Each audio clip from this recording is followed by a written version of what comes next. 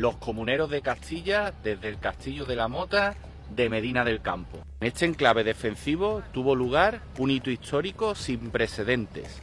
Ante la rebelión de los comuneros en Segovia, las tropas de Carlos V vinieron aquí a aprovisionarse de artillería, pero el pueblo de Medina del Campo se negó a entregarlas. Los comuneros sacaron los cañones y se ataron a ellos, en muestra de resistencia activa y pacífica. Las tropas de Carlos V los masacraron e incendiaron Medina del Campo. Este fue el detonante para que pasara de una pequeña revuelta a la guerra de las comunidades. De todo esto podemos sacar valiosas lecciones. Primera, no esperes que los poderosos y los reyes muestren compasión ante el pueblo desarmado. Medina del Campo fue en el siglo XVI un importante núcleo comercial y cultural, por las ferias de Medina del Campo que se desarrollaban aquí. Estos mercados dieron lugar a que se revitalizara y que los mercaderes, los comerciantes, los burgueses pudieran intercambiar productos, dando lugar a las letras de cambio, actividades financieras que junto con otras innovaciones dieron lugar a que Castilla entrara en la edad de la modernidad, dejando atrás la Edad Media. Bueno, para hablar con propiedad, en España aún quedan vestigios medievales, constituyéndose Medina del Campo en el más importante núcleo comercial y cultural de Castilla. Pero ya antes, los reyes católicos en 1491 le dan protección real, constituyéndolas como las ferias generales del reino. Llega a tal sumum la prosperidad comercial de Medina del Campo que bajo el reinado de Felipe II se construye el primer mercado de abasto, que hoy día es el primero de Castilla y de España, planificando la actividad comercial y haciéndola mucho más eficiente. Aquí al lado había una pradera, donde el ganado esperaba ser sacrificado aquí, descuartizado y puesto a la venta. Y diréis, este nota porque me cuenta todo esto. Porque toda esta actividad comercial es la que da lugar al surgimiento de una nueva clase social en Castilla.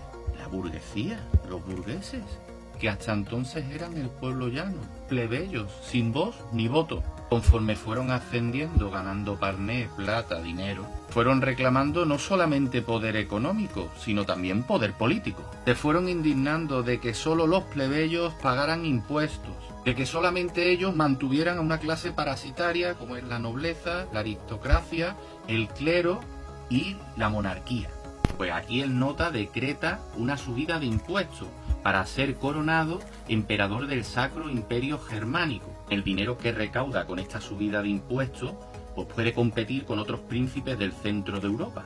Así hacer más grande al imperio español. Que leche, hacerse más grande él, el pueblo llano que les den. ¡Pagá impuestos, a pagar! Por esas notas se le conoce como Carlos I de España y V de Alemania. Y esto da lugar a que estos comerciantes, estos mercaderes, esa protoburguesía se mosquee, se cabree, se enoje, se levante, porque no les gusta esa subida de impuestos. Está ya cansada de mantener a una clase parasitaria, que no les aporta nada, más bien todo lo contrario. Impuestos, guerras donde deben de morir en nombre de la iglesia, del clero, de la nobleza, de los condes, los duques o del rey. Sostenían las levas de la guerra, el diezmo a la iglesia católica. La iglesia tenía una gran concentración de tierras en propiedad. La aristocracia, la nobleza, concentraba en muchos casos más poder que el rey. Uxa, pero entonces ¿cómo es que la nobleza se suma a la revuelta? Porque conforme vamos abandonando la Edad Media y avanzando en la Edad Moderna, el monarca va concentrando cada vez más poder, en detrimento de los otros estamentos como la nobleza o el clero, y forjándose lo que más tarde se llamaría absolutismo. Escucha, ¿pero no era el primero entre iguales? Uno de los lemas más repetidos en la Edad Media en latín era primus inter pares. Que sí, chiquillo, que tienes razón, el primero entre iguales. ¿Eso qué quería decir? Que el rey era un noble más, que presidía una tabla, una mesa, como la mesa del rey Arturo. Porque muchas veces la nobleza, los condes, los duques, los marqueses, concentraban más poder que los reyes, los monarcas, como por ejemplo el derecho de pernada o la leva.